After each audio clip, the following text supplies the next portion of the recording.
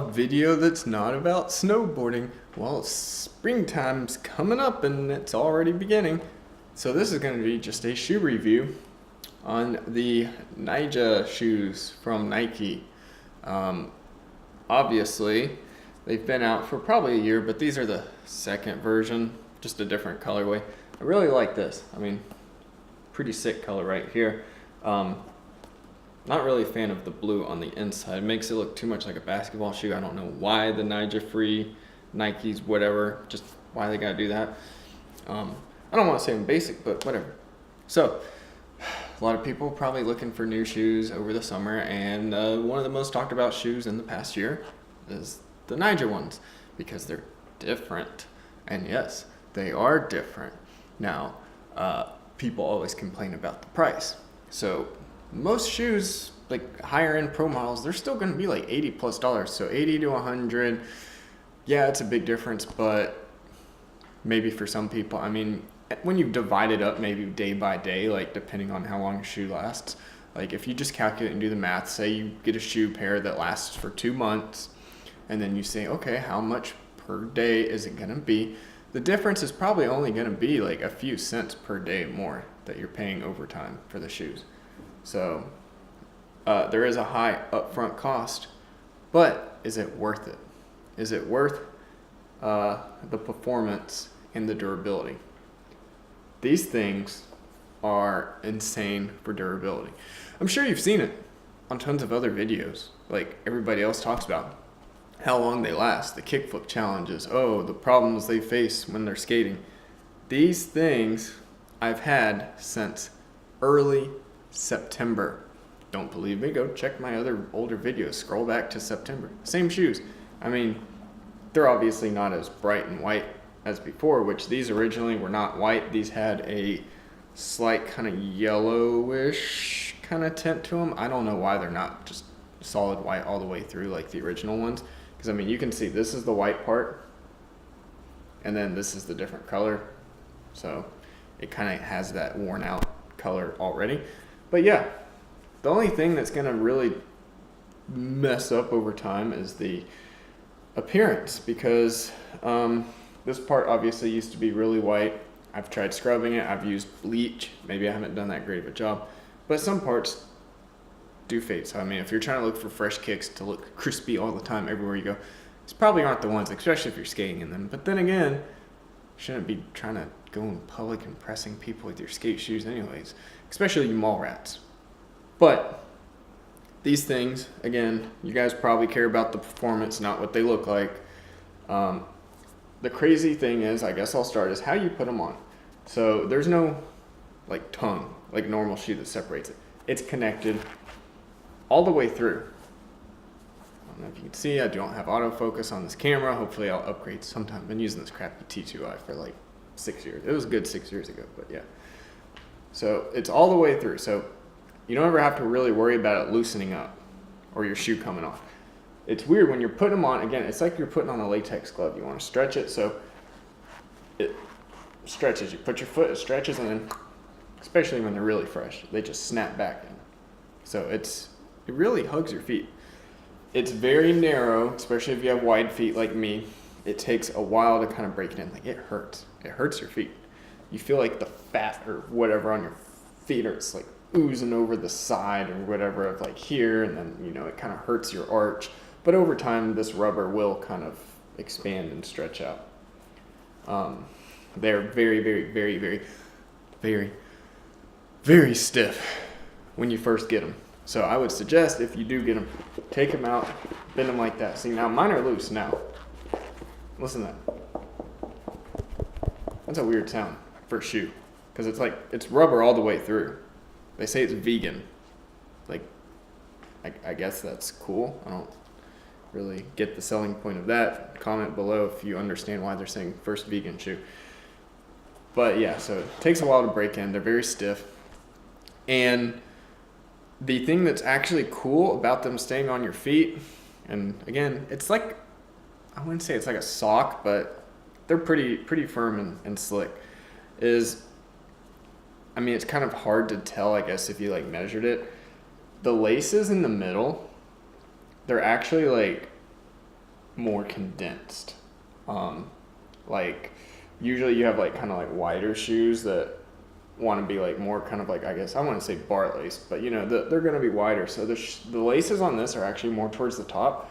So you don't really break any laces. Again, this is my kickflip shoe.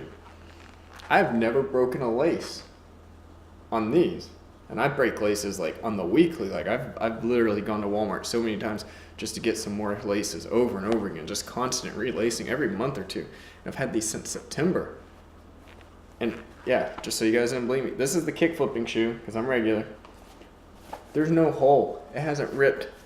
The material is like slightly kind of just speckled and faded, but there's no like sign of it wearing out. Like you can see it's a little bit rougher here, but again, September to April, and the thing has not busted through the side. And I've seen other reviews where they're talking about these little fly wire laces popping out. Haven't popped out on my shoes. I don't know what they're doing to cause that to pop out, but I haven't had a single issue with the fly wire. Only issue that I've had is just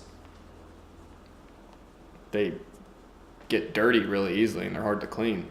But the grip, it doesn't wear out either, because I don't know if I'm correct on this, but there's like, it's kind of like a 3D pattern, and you got like, I guess the zones where they're normally, like shoes are going to wear out for a lot of people, you know, towards the top of your toes, and then maybe like a little bit right here.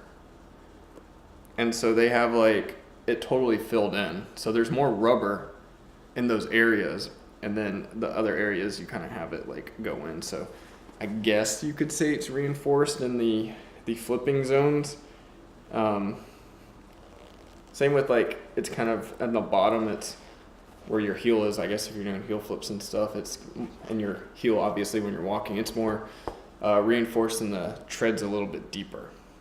So that's interesting about the grip. So again, these things are a beast. They last a long time. The cons, I guess I'll go ahead and get into the cons, because these things for $100, they will outlast any other shoe. So I personally think they're worth $100, because you don't have to keep buying new shoes. Now, if you like switching up your shoes all the time, then don't get these. But if you want a shoe that's just not going to tear up, get these. So here's the cons, the bad parts about these shoes. Again, like I mentioned earlier, they take forever to break in, like forever. You just got to twist them and everything. Another con, people say they're hot. I haven't experienced that. They did hurt my feet at first when I was trying to get used to them. But some of the holes are really low, and these shoes are pretty narrow. So if you step into a puddle, your socks and your foot completely screwed for the rest of the day. Like, obviously they're not supposed to be waterproof. You know, they want it to be breathable. That's why they put all these in the holes, you know, because rubber's not going to breathe as well as the other materials. So those holes are there to just prevent that. The other problem that I did notice is I don't want to mess it up because their footprint insoles are bad. Okay. No, footprint insoles are not bad. Footprint insoles are good. You can watch my other review on that.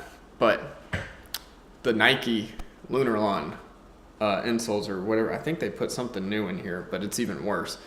The insoles that come in the Nyjahs, they suck. They're horrible. You'll get heel bruise if you even jump off of a freaking curb. I don't know why Nike does that. That happened with the Costin ones if you look at my review on that. But replace the insoles on these and it'll be good, because they already got some impact protection built in. But the insoles, the relearn, whatever crap is in there, sucks. So I got footprint insoles in this, and I actually got the like thinner footprint insoles versus last time. So footprint insoles with these, and you can just jump off ledges and stiff leg it and your feet don't feel anything. Like, it was actually kind of freaky. Like, I didn't even feel like a little tingle, like, oh, that's not a heel bruise, like that's just a little tingle and sting. No, your feet feel numb when you combine it. So the shoes itself, good for impact. Just replace the insoles and then you are like, you can jump down anything if your knees can handle it, but you don't have to worry about your feet handling it. There's that. And then the other biggest issue I've had with them, and I still kind of suffer with this issue, is you have to relearn your tricks.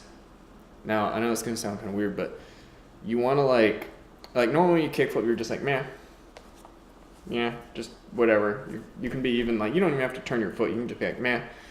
But these, the rubber doesn't like, I guess, grip as well.